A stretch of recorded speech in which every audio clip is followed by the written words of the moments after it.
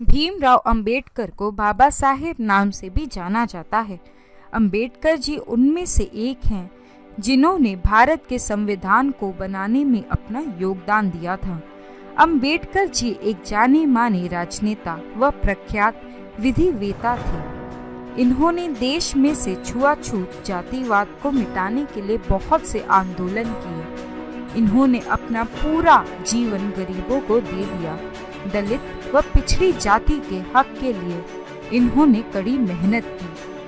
आजादी के बाद पंडित जवाहरलाल नेहरू के कैबिनेट में पहली बार अंबेडकर जी को लॉ मिनिस्टर बनाया गया था। अपने अच्छे काम व देश के लिए बहुत कुछ करने के लिए अंबेडकर को 1990 में देश के सबसे बड़े सम्मान भारत रत्न से नवाजा गया। तो आइए दोस्तों, आज हम अपने चैनल दीपावली में आपको डॉक्टर भीमराव अंबेडकर जी का जीवन परिचय बताना चाहते हैं। सब्सक्राइब करिए दीपावली चैनल को और बेल आइकन को प्रेस कीजिए हमारी वीडियो सबसे पहले देखने के लिए। डॉक्टर अंबेडकर जी का पूरा नाम डॉक्टर भीमराव अंबेडकर। इनका जन्म हुआ था 14 अप्रैल 1891 में। इनका जन्म स्थान है महू, इंदौर, मध्य प्रदेश। इनके माता का नाम भीमबाई मुरबेतकर, इनके पिता का नाम रामजी मालोजी सकपाल। इनका विवाह 1906 में रमाबाई से हुआ था और 1948 में इनका दूसरा विवाह सविता अंबेडकर से। इनके बच्चों का नाम है भैया साहेब अंबेडकर। इनके आरंभिक जीवन की बात करेंगे तो वो है, अंबेडकर जी अपने माँ बाप की 14वीं संतान थी। उनके पिता इंडियन आर्मी में साबूदार थे व उनकी पोस्टिंग इंदौर के पास महू में थी। यही अंबेडकर जी का जन्म हुआ। 1894 में रिटायरमेंट के बाद उनका पूरा परिवार महाराष्ट्र के सतारा में शिफ्ट हो गया। कुछ दिनों के बाद उनकी मां चल बसी, जिसके बाद उनके पिता ने दूसरी शादी कर ली और बॉम्बे शिफ्ट हो गए। जिसके बाद अंबेडकर जी की पढ़ाई यही बॉम्बे में हुई। 1906 में 15 साल की उम्र में उनका विवाह 9 साल की रमाबाई से हो गया। इसके बाद 1908 में उन्होंने 12वीं की परीक्षा पास की। छुआछूत के बारे में अंबेडकर जी ने बचपन से ही देखा था। वे हिंदू मेहर कास्ट के थे जिन्हें नीचा समझा जाता था व ऊंची कास्ट के लोग इन्हें छूना भी पाप समझते थे। इसी वजह से अंबेडकर जी ने समाज में कई जगह भेदभाव का शिकार होना पड़ा। इस भेदभाव व निरादर का शिकार अंबेडकर जी को आर्मी स्कूल में भी होना पड़ा, जहां वे पढ़ा करते थे। उनकी कास्ट के बच्चों को क्लास के अंदर तक बिठाने नहीं दिया जाता था। टीचर तक उन पर ध्यान नहीं देते थे। यहाँ उनको पानी तक छूने नहीं दिया जाता था। स्कूल का चपरासी उनको ऊपर से डालकर पानी देता था। जिस दिन चपरासी नहीं आता था उस दिन उन लोगों को पानी तक नहीं मिलता था। स्कूल की पढ़ाई पूरी करने के बाद अंबेडकर जी को आगे की पढ़ाई के लिए बॉम्बे के एल्फिंस्टोन कॉलेज जाने का मौका मिला। पढ़ाई में वे बहुत अच्छे व तेज दिमाग के थे। उन्होंने सारे एग्जाम अच्छे से पास करे थे, इसलिए उन्हें बड़ौदा के गायकवाड़ के राजा सहायाजी से 25 रुपए की स्कॉलरशिप हर महीने मिलने लगी। उन्होंने राजनीति विज्ञान व अर्थशास्त्र में 1912 में ग्रेजुएशन पूरा किया। उन्होंने अपने स्कॉलरशिप के पैसे को आगे की पढ़ाई में लगाने की सोची और आगे की पढ़ाई के लिए अमेरिका चले गए। अमेरिका से लौटने के बाद बड़ौदा के राजा ने उन्हें अपने राज्य में रक्षा मंत्री बना दिया, परंतु यहाँ भी छुआछूत की बीमारी ने उनका पीछा नहीं छोड़ा। इतने बड़े पद में होते हुए भी उन्हें कई बार निरादर का सामना करना पड़ा। बॉम्बे गवर्नर की मदद से वे बॉम्बे के syndrome college of commerce and economics में राजनीतिक अर्थशास्त्र के प्रोफेसर बन गए।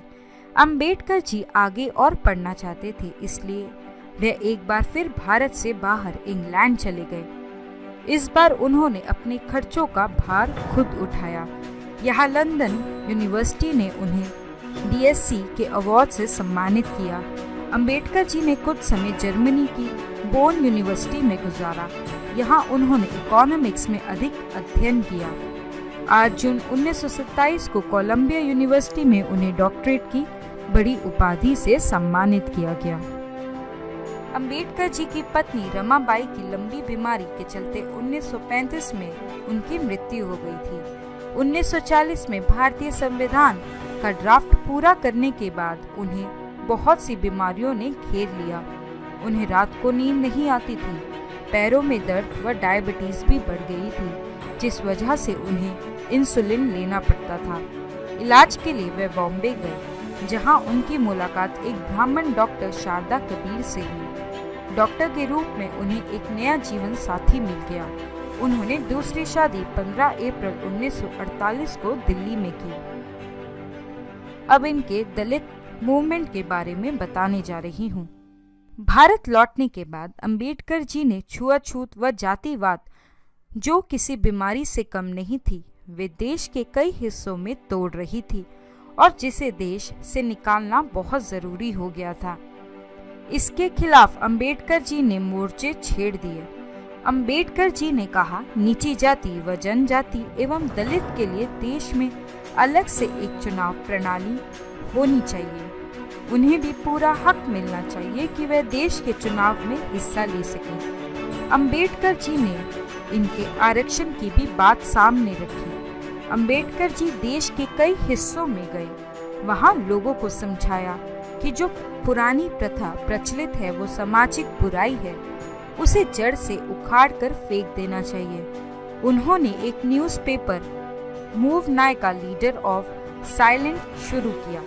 एक बार एक रैली में उनके भाषण को सुनने के बाद कोल्हापुर के शासक शाहूकार ने अपने पद से इस्तीफा दे दिया। इस बात का पूरे देश में बहुत हल्ला रहा। इस बात ने देश की राजनीति को एक नई दिशा दे दी थी। डॉक्टर भीमराव अंबेडकर राजनीतिक सफर कुछ इस प्रकार से है। 1936 में अंबेडकर जी ने स्वतंत्र मजदूर पार्टी का गठन किया। 1937 के केंद्रीय विधानसभा चुनाव में उनकी पार्टी को 15 सीट की जीत मिली। अंबेडकर जी अपनी इस पार्टी को all India schedule caste party में बदल दिया।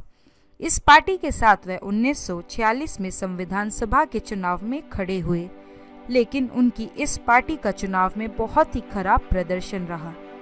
कांग्रेस व महात्मा गांधी ने अछूतों लोगों को हरिजन नाम दिया, जिससे सब लोग उन्हें हरिजन ही बोलने लगे। लेकिन अंबेडकर जी को ये बिल्कुल पसंद नहीं आया और उन्होंने उस बात का विरोध किया। उनका कहना था, अछूते लोग भी हमारे समाज का एक हिस्सा है, वे भी बाकी लोगों की तरह नॉर्मल इंसान हैं। अब आपको संविधान के गठन के बारे में बताती हूँ। अंबेडकर जी को रक्षा सलाहकार कमेटी में रखा गया व वाइसराय एग्जीक्यूटिव काउंसिल में उन्हें लेबर का मंत्री बनाया गया। वे आजाद भारत के पहले लॉ मंत्री बने। दलित होने के बावजूद उनका मंत्री बनना उनके लिए एक बहुत बड़ी उपाधि थी। भीमराव अंबेडकर जी को संविधान गठन कमेटी का चेयरमैन बनाया गया। उनको स्कॉलर व प्रख्यात विधिवेत्ता भी कहा गया।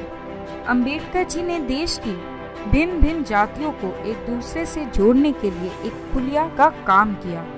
वे सबके समान अधिकार की बात पर जोर देते थे।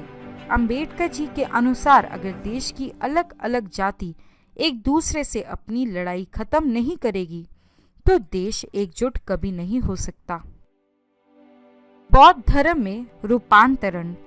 1950 में अंबेडकर जी एक बौद्धिक सम्मेलन को अटेंड करने श्रीलंका गए।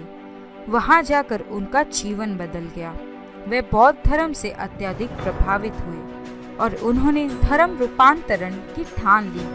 श्रीलंका से भारत लौटने के बाद उन्होंने बौद्ध व उनके धर्म के बारे में बुक लिखी व अपने आप को इस धर्म में बदल लिया। अपने भाषण में अंबेडकर जी हिंदू रीति रिवाजों व जाति विभाजन की घोर निंदा करते थे। 1955 में उन्होंने भारतीय बौद्ध महासभा का गठन किया। उनकी बुक द बुद्ध व उनका धर्म का विभाजन उनके मरून प्रांत पर हुआ। 14 अक्टूबर 1956 को अंबेडकर जी ने एक आम सभा का आयोजन किया, जहां उन्होंने अपने 5 लाख सपोर्टर का बौद्ध धर्म में रूपांतरण करवाया। अंबेडकर जी काठमांडू में आयोजित चौथी वर्ल्ड बुद्धिस्ट कॉन्फ्रेंस को अटेंड करने वहां गए। 2 दिसंबर 1956 को उन्होंने अपनी पुस्तक द बुद्ध और कार्ल मार्क्स का हस्तलिपिक पूरा किया। डॉक्टर भीमराव अंबेडकर मृत्यु का वर्णन कुछ इस प्रकार से है। 1954 से लेकर 1955 के समय अंबेडकर जी अपनी सेहत से बहुत परेशान थे। उन्हें डायबिटीज, आंखों में धुंधलापन व कई तरह की अन्य बहुत सी बीमारियों ने घेर लिया था। 6 दिसंबर 1956 को अपने घर दिल्ली में उन्होंने अंतिम सांस ली। उन्होंने अपने जीवन में बौद्ध धर्म को मान लिया था, इसलिए उनका अंतिम संस्कार बौद्ध धर्म के रीति अनुसार ही हुआ। डॉक्टर भीमराव अंबेडकर जयंती तारीख कुछ इस प्रकार से है। अंबेडकर जी के अविश्वसनीय कामों की वजह से उनके जन्म दिन 14 अप्रैल को अंबेडकर जयंती के नाम से मनाया जाने लगा। इस दिन को नेशनल हॉलिडे घोषित किया। इस दिन सभी सरकारी व प्राइवेट संस्थान, स्कूल, कॉलेज का अवकाश होता है। अंबेडकर जी ने ही दलित व नीची जाति के लिए आरक्षण की शुरुआत करवाई थी। उनके इस काम के लिए आज भी देश उनका ऋणी है। उनकी मूर्तियां देश के कई शहरों में सम्मान के तौर पर बनाए गए। अंबेडकर जी को पूरा देश शत-शत नमन करता है। आपको हमारा ये वीडियो कैसा लगा, आप हमें कमेंट बॉक्स में जरूर लिखें। हमारा वीडियो लाइक करें, शेयर करें और हमारे चैनल दीपावली को सब्सक्राइब करना ना भूलें।